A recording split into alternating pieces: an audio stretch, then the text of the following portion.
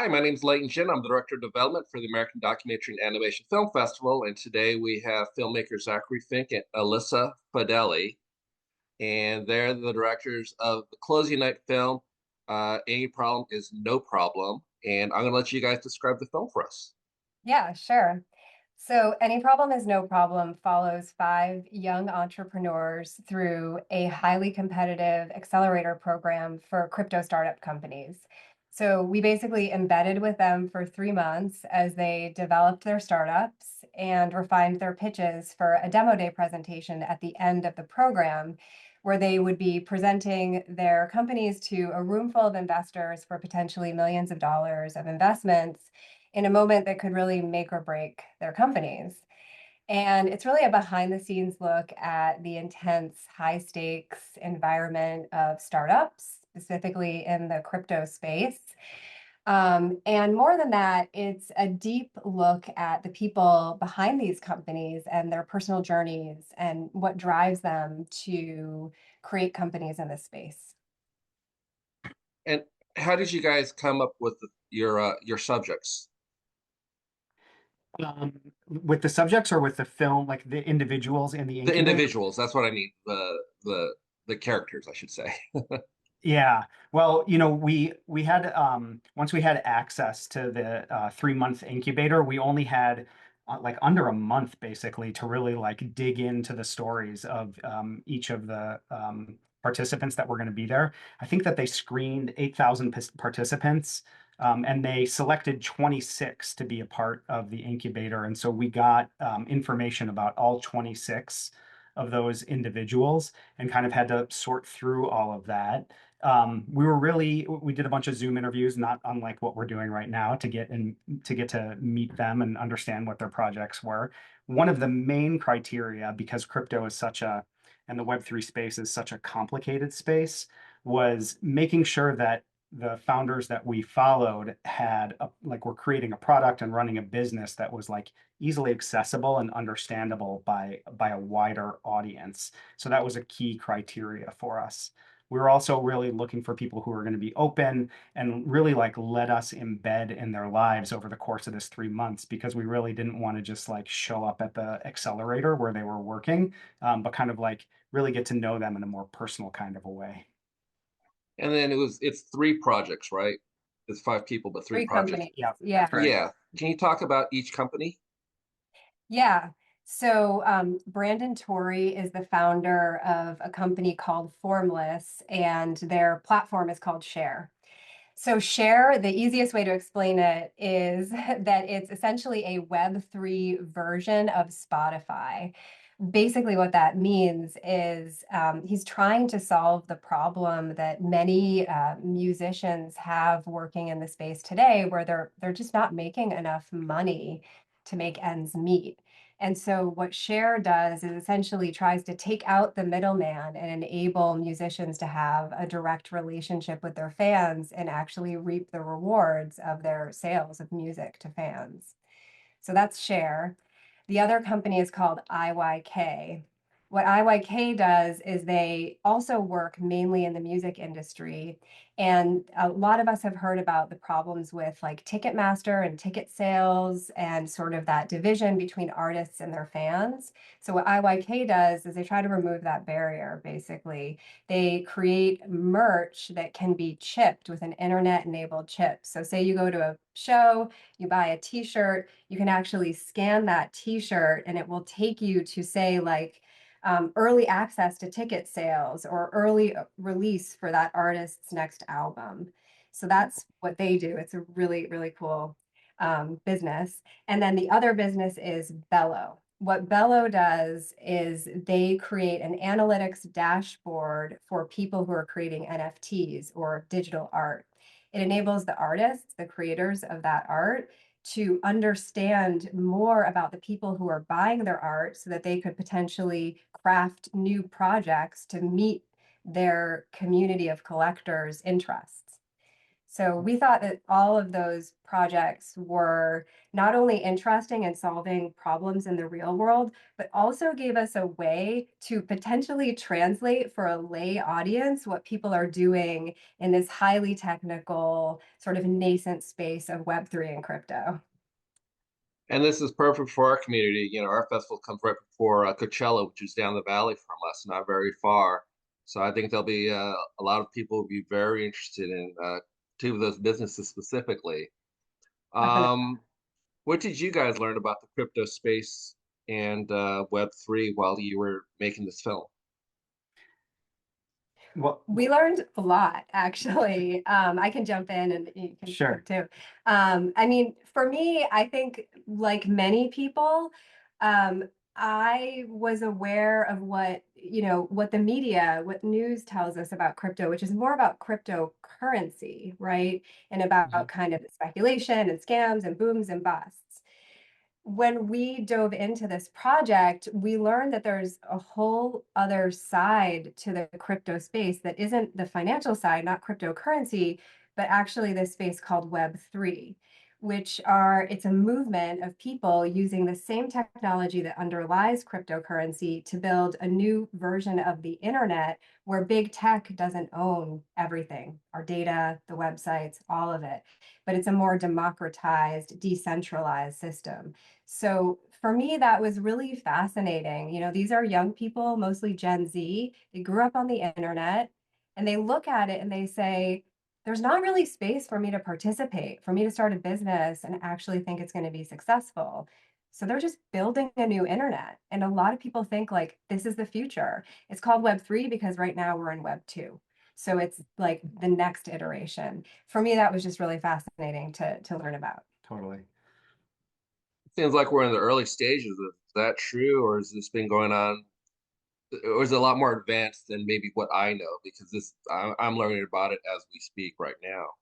Yeah, I mean, there is a movement growing. There are some barriers to access right now around having digital wallets, but a lot of the companies that we were working with and some others in the incubator are trying to like remove some of those barriers to entry. And we kind of predict that it's going to be going in the direction of Web3 more and more as time goes on. But yeah, it's a growing movement now. Yeah, it's a nascent technology for sure. You know, for a lot of we have a lot of filmmakers, and they're kind of the same situation as some of them. Is that they're looking for funding and stuff like that. From when you did the film, what do you think that maybe a filmmaker could learn to help find some funding for their projects? In terms of like finding funding using the crypto Well, space. yeah, the crypto space. How could that benefit our filmmakers and That's independent filmmakers? Yeah, that's an interesting question. We didn't use crypto technology to fund or finance the film, but we know other filmmakers out there who are selling NFTs, digital art, around the story of their film to like kind of create a built-in audience and that are essentially investing in films through these digital assets. Hmm. We're not experts in this by any means, but we know that there is like a little bit of a movement going out there and kind of like a crypto version of GoFundMe to like help filmmakers raise capital to create films in that space. Yeah, and there's ideas and examples not just of people fundraising in this space, but also distributing in the space as well. Because the Web3 movement is like a community-led internet. There are ideas and ways to distribute as well. So it is quite interesting in that regard as well. Yeah. And I think especially if you have kind of like a built-in audience, if you're making a story that has, about a topic or a subject or a protagonist that has a built-in audience and you can reach out to them directly, there's interesting opportunities with crypto. Some noise in the background. Sorry about No worries. that. But what I really like about the movie, it just seems like a film about solutions in this new age of Web3. Um, um, you said, what were the challenges of making this film? Because you said you had a small window and then dealing with three businesses. What were the challenges of putting this together and is it open to expanding your documentary or updating it in the future? Good question. Yeah, I mean, the challenges were number one, we had to build relationships really quickly. And we're operating in, a business space too, where we wanted to tell personal stories. So it took a real leap of faith from the protagonists who jumped on board to work with us. And we're, so grateful for their trust. They really opened up and told us about, where they came from and what was motivating them in this space. And it's Personal not, struggles along the way. yeah, and it's not always easy to do, especially in a business environment. Um, and and because of the high stakes, high pressure environment of getting ready for this demo day pitch, there was a lot of pressure on them, and they also let us film them as they were going through that. So that was pretty incredible, and we're so grateful for their openness. I would say another piece of it, and you can speak more to this, but a lot of the filming, of course, was like in boardrooms and in front of computer screens. And so we had to get kind of creative about how do we enliven this space and how do we make it feel personal and how do we kind of diversify the imagery that is in the film so that we can kind of get out of the computer screen and into the real world. And Zach, we're co-directors, but he's also the DP. So he was quite creative about the way he shot it. Oh, wow. Yeah. Oh, go ahead, please. Well, I was just going to say, a lot of the story does take place at the startup accelerator, which isn't necessarily it's like an office space, and so the idea was to try and um, use the natural light that was coming in and kind of just control some lights overhead to make things happen on the fly without we wanted to be more like flies on the wall essentially in the room, so we were not lighting scenes and setting things up ahead of time, just trying to work with what we had. And we also just tried to be outside of that space as much as possible, kind of like in the personal lives and personal spaces of the people that we were filming. Uh, Now, compared to your past projects, was this more difficult or par for course? Was it more difficult or par for the course? I think I wouldn't say it was necessarily more difficult, but when you're working with a highly complex technology that, not a lot of people know about, figuring out, and you're working also with experts, right? Like all of our protagonists are coders for the most part, except one. And so, Like and experts this in the field, for sure. experts in this field that's full of acronyms and just technical language that's hard to understand. We were really trying to figure out, okay, how do we present this in a way where it's digestible and accessible to a wide audience. And so we constantly had that in mind. And one of the approaches that we took was really focusing on the ideology of the space rather than the technology in the space.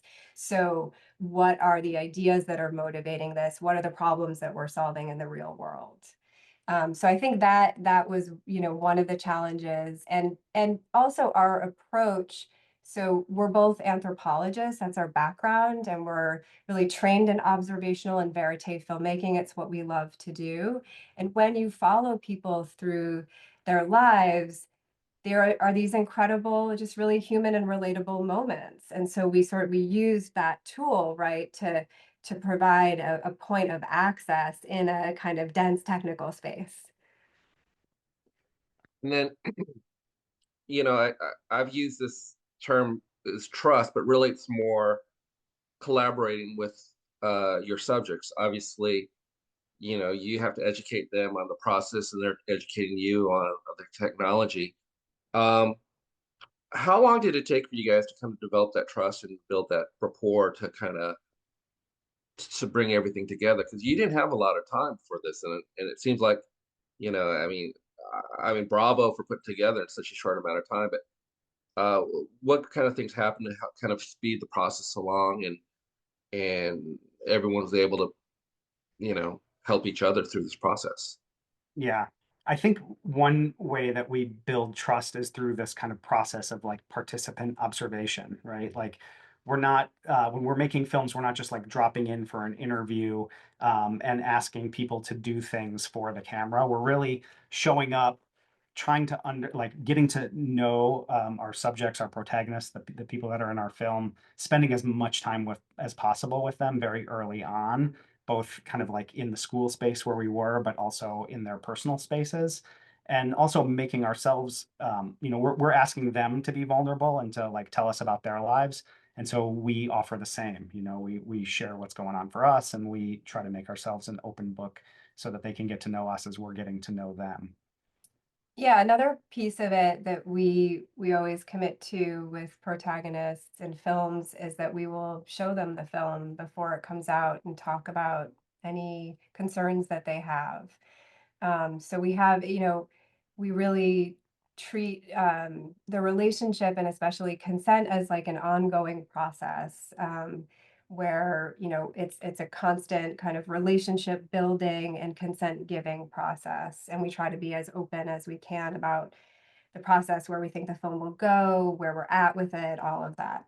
So it helps to build trust, and helps to build trust, quickly in this case. And collaboration, as you said, is a great way to think about it. That's how we think about it for sure. Do you guys plan to do future projects on this topic? Seems like, every year they have these competitions, and every year there's sounds like it would open themselves to other stories. Is this something you plan to pursue more, or are you ready to move on to your next topic? Where do you stand with that? Well, we're definitely kind of like interested in the tech space right now. We have another project that we're developing that is a series about the history of artificial intelligence. Ooh. So that's kind of where we're headed next. Oh wow. Now when you say series, how do you know how long it would be in terms of, is it multiple episodes, or do you know yet? We're looking at a four-part series, and it's still a little bit under wraps, so we can't talk about it all that much. Okay. But stay tuned. Well, that sounds great. Now, have you guys been to Palm Springs before? Yes, but never to the festival, so we're looking forward to it. Oh, well, we're looking forward to having you guys out here. It's a great time of year to be out here in Palm Springs. So I think you guys will have a great time. Anything else you guys would like to add about your film or the festival? Oh, we're really grateful to premiere our film with you guys, and we're excited to share it with audiences. Yeah, and we're also excited that some of the main subjects of the film are going to join us for the Q&A afterwards, for the screening and the Q&A. So some of the people that are featured in the film will be there to answer questions for the audience as well. Oh, well, there's a lot of people with a lot of money out here. So, well, thank you both so much for taking the time to talk to me about your film. Just a reminder, everyone, American Documentary and Animation Film Festival is March 27th through 31st at the Palm Springs Cultural Center. Tickets are on sale now, and just go to the website www.am.filmfest.com. Thank you both so much for joining me today, and we look forward to seeing you here in Palm Springs. Thank you. Thank you, Leighton. It's really great to meet Great you. to talk to you.